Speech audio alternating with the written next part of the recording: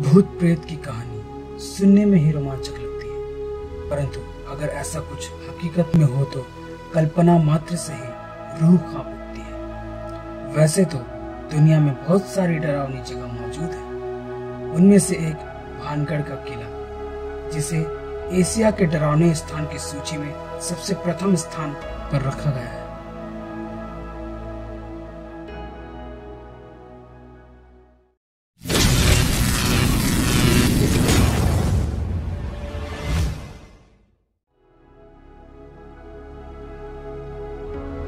भानगढ़ का किला राजस्थान में अलवर जिले में स्थित है। इस किले का निर्माण आमेर के राजा मान सिंह ने अपने छोटे भाई माधव सिंह के लिए 1573 ईस्वी में कराया था।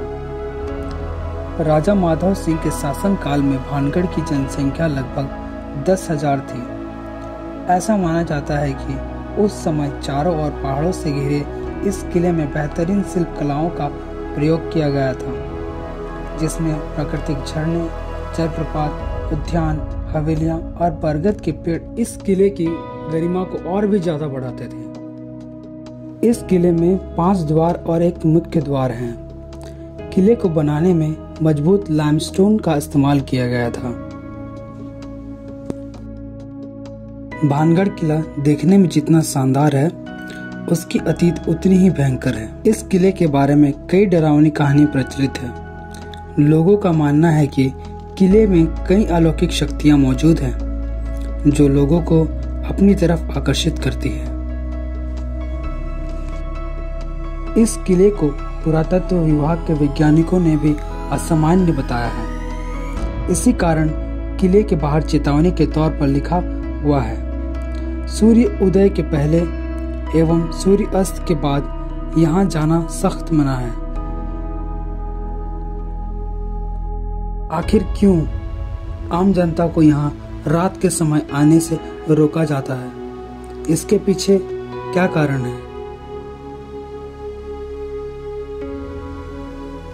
यहाँ के स्थानीय निवासी से हमें बहुत सारी डरावनी कहानी का पता चलता है।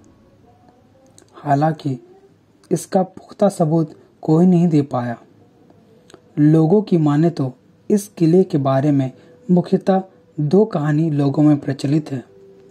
पहली कहानी के अनुसार बालूनाथ योगी का तपस्या स्थल, जिसने इस शर्त पर भानगढ़ के किले को बनाने की सहमति दी कि किले की परछाई कभी भी योगी के तपस्या स्थल को नहीं छूनी चाहिए।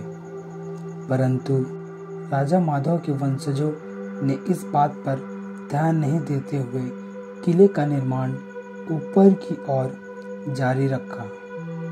इसके बाद एक दिन किले की परछाई तपस्या स्थल पर पड़ गई, जिस पर योगी बालूनाथ ने भानगढ़ को श्राप देकर ध्वस्त कर दिया।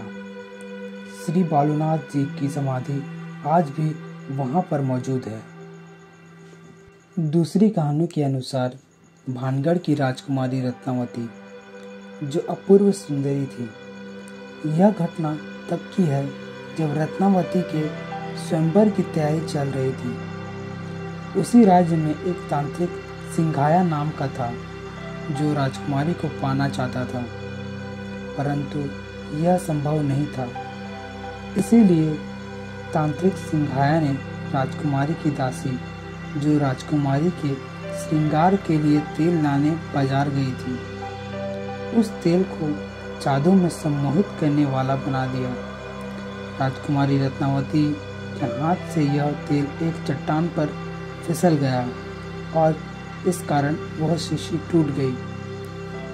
चट्टान तांत्रिक सिंघाया की तरफ लुढ़कते हुए आगे आने लगी और उस पर गिरकर उसे मार दिया। तांत्रिक सिंघाया मरते समय उस नगरी राजकुमारी को नाश होने का श्राप दे दिया, जिससे यह नगर ध्वस्त हो गया। लोग मानते हैं कि आज भी राजकुमारी और नगरवासी की आत्मा इस किले में भटक रही है।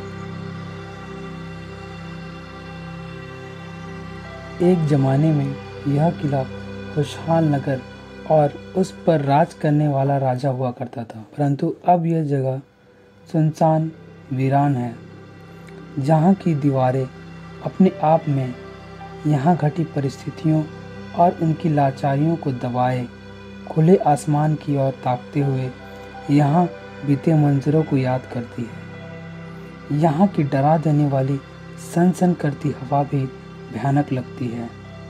यदि इन कहानियों में थोड़ी सी भी सच्चाई है तो वाकई में उस समय का मंजर को याद करने में डर लगता है।